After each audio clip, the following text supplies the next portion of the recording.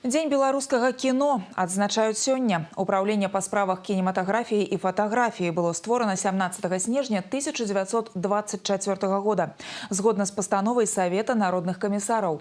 Сёлета беларускаму кіно споўніўся 101 год. За сваю гісторыю айчынная кінафабрыка выпусціла больш за 2000 фільмаў. Многія з іх увайшлі ў залаты фонд савецкага і сусветнага кінамастацтва. 2025 стаў для айчыннага кінематографа сапраўды прарыўным. Выйшла шмат фільмаў рознай тэматыкі і накіраванасці, з выхаваўчым і адукацыйным пасылам, актуальным для ўсіх узростаў. На працягу года з новым беларускім кіно актыўна знаёмілі віцебскіх гледачоў. У нас было целых 9 премьер. Это и документальные фильмы, и анимационные, художественные.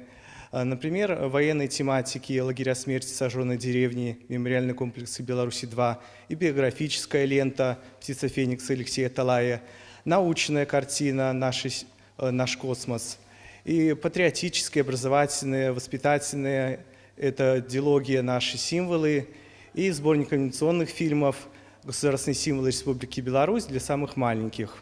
Можно с уверенностью утверждать, что Беларусь-фильм старается становиться в ногу со временем, отражает приверженность современному поколению.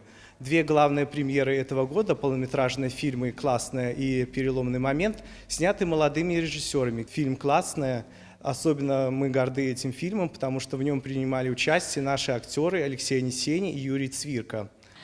Багаты выхаваўчы, адукацыйны і духоўны пасыл – адметная рыса сучаснага беларускага кіно. У наступным годзе віцебскага гледача чакаюць як мінімум 2 прэм'еры айчынных фільмаў.